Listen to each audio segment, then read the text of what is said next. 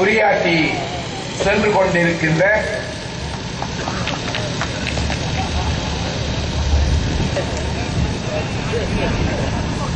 எங்கள் இலங்கை தமிழரசு கட்சியினுடைய தலைவர் அவர்களே, இந்த மண்ணினுடைய தலைமைத்துவ பொறுப்பை நல்ல முறையில் நடத்தி கொண்டிருக்கின்ற நண்பன் ஸ்ரீதரன் அவர்களே, எங்கள் வடக்கு மாகாண சபையினுடைய கல்வி அமைச்சர் கௌரவ குருகுலராஜா அவர்களே, மாகாண சபை உறுப்பினர்களே, பிரதேச சபை உறுப்பினர்களே, என் அன்புக்குரிய தமிழ் உறவுகளே, எல்லோருக்கும் இந்நேர வணக்கங்களை சமர்ப்பிப்பதில் மகிழ்ச்சி அடைகின்றேன். வீரம் சரிந்த ஒரு மண்ணில் என்று பேசிக் கொண்டிருக்கின்றேன். விடுதலை வேட்கை மெலிந்த ஒரு மண்ணில் என்று பேசிக் கொண்டிருக்கின்றேன். அன்பானவர்களே, 2009ஆம் ஆண்டுக்கு பிறகு இங்கே நடைபெறப் போகின்ற எல்லா தேர்தலுமே தமிழ் மக்களை பொறுத்தமட்டில் மிக முக்கியமான தேர்தல்களாகவே இருக்கின்றன. ஏன் 2009ஆம் ஆண்டு வரையும் தமிழ் இனத்தின் பலமாக மேலகிரி தலைவர் பிரபாகரன் அவரின் கீழ் எங்கள் ராணுவ கட்டமைப்பின் ஊடாக நாங்கள் பலம் பெற்றிருந்தோம். அந்த போராட்டம் மாணித்த பின் எங்கள் பலம் ஒரு கேள்விக்குறியாக வந்த பொழுது அந்த பொறுப்பை தமிழ் தேசிய கூட்டமைப்பு சுமக்க வேண்டிய ஒரு கட்டாயத்துக்கு தள்ளப்பட்டது. அது இன்று வரையும் அதை சுமந்து கொண்டிருக்கின்றது. அன்பானவர்களே, விடுதலையை வேண்டி நிற்கின்ற ஒரு இனம், அரசியல் அபிலாசைகளை அடைய துடிக்கின்ற ஒரு இனம் எப்பொழுதும் பலத்துடன் இருக்க வேண்டும் என்பது முக்கியமான விடயமாகும். இப்பொழுது பலம் எது? இன்றைய ஜனநாயக சூழல் என்று சொல்லப்படுகின்ற இந்த தேர்தல் சூழலில் பலம் என்பது, ஒரு இனத்தின் பலம் என்பது பாராளுமன்ற தலைகளினால் தீர்மானிக்கப்படுகின்றது. அந்த இனத்திலிருந்து அந்த இனத்தினுடைய விருப்பங்களை அபிலாசைகளை தெரிவிப்பதற்காக மக்கள் எவ்வளவு பேரை தேர்ந்தெடுத்தார்கள் என்பதில் அது தங்கி இருக்கின்றது. இந்த நாட்டில் ஒரு அரசாங்கத்தை அமைப்பதற்கு மக்கள் எந்த கட்சிக்கு கூடுதலான வாக்கு அளிக்கின்றார்களோ அந்த கட்சி அரசாங்கத்தை அமைக்கின்றது. அதே போல இந்த எங்கள் மண்ணில் வாழ்கின்ற இந்த தாய் திருநாட்டின் தமிழ் மக்கள் தங்களுடைய விருப்பத்தை தெரிவிக்க வேண்டுமானால் அவர்கள் தங்களுடைய பிரதிநிதிகளின் ஊடாக அந்த பலத்தை, அந்த விருப்பத்தை காட்ட வேண்டும்.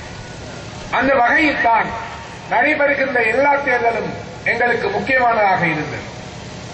மாகாண சபையில் தமிழ் மக்கள் தங்களுடைய பலத்தையும் விருப்பத்தையும் எடுத்து காட்டினார்கள்.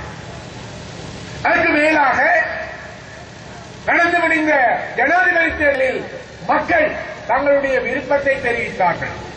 என்ன விருப்பம்? மைத்திரியின் மேல் காதல் கொண்ட விருப்பமா? இல்லை, அடக்கு முறையை எங்கள் மீது ஏவிவிட்ட அந்த மஹிந்த ராஜபக்சவை இந்த ஆட்சியில் இருந்து அகற்ற வேண்டும் என்ற அந்த விருப்பம். எங்கள் மண்ணில் ராணுவ முகாம்களை அகற்ற வேண்டும் என்ற விருப்பம். இடம்பெயர்ந்த மக்கள் தங்கள் இடங்களுக்கு குடியேற வேண்டும் என்ற விருப்பம். இன்னும் எத்தனையோ தமிழ் மக்களுடைய அபிலாசைகளை அடைவதற்காக மைத்திரிக்கு வாக்களித்தோம். வேறு ஒன்றுமல்ல, மைத்திரியும் ஒரு சிங்கள தலைவர் தான். அவரும் அந்த பௌத்த பேர்ந்தவாத சிங்கள கட்டமைப்பில் இருந்து எதையும் எங்களுக்கு மீறி தர முடியாது என்பது எங்கள் எல்லோருக்குமே தெரியும். இருந்தாலும் நாங்கள் மாற்றி அமைப்போம்.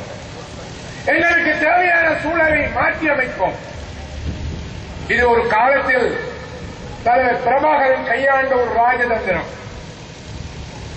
இங்கே இந்திய அமெரிக்காக்கு படை இருந்த பொழுது அதனை வெளியேற்றுவதற்காக அதுவரை யாருக்கு எதிராக போராடிக் கொண்டிருந்தார்களோ, பிரேமதாசா அரசாங்கத்துக்கு எதிராக போராடிக் கொண்டிருந்தார்களோ அந்த பிரேமதாசாவுடன் கைகுலுக்கிக் கொண்டார்கள்.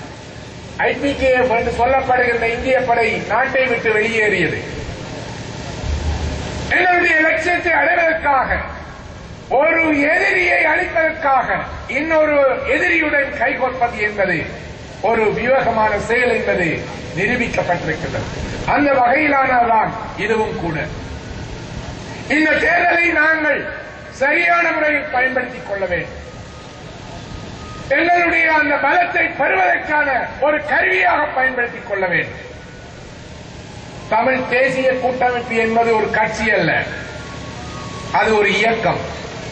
அதுவும் தலைவர் பிரபாகரன் காலத்தில் உருவாக்கப்பட்ட ஒரு இயக்கம்.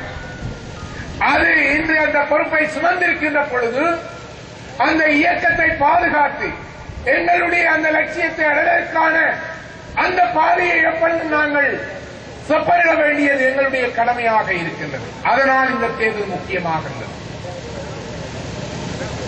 நாங்கள் எல்லோரும் ஏகோபித்த வகையில் இந்த தமிழ் தேசிய கூட்டமைப்பு என்ற இயக்கத்தை நாங்கள் பெருமளவு வாக்களித்து, முழுமையாக வாக்களித்து, 7 உறுப்பினர்கள் வரத்தக்கிய வகையில் நாங்கள் இந்த வெற்றியை பெற வேண்டும்.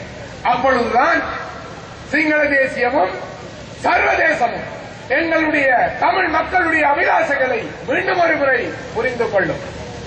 மீண்டும் எதிர்வரும் காலத்தில் எங்களுடைய லட்சியங்களை அடைவதற்கான பேரம் பேசுவதற்கான பலத்தை அது கொடுக்கும். அந்த வகையில் அன்பானவர்களே, இந்த தேர்தலின் முக்கியத்துவத்தை உணர்ந்து கொள்ளுங்கள்.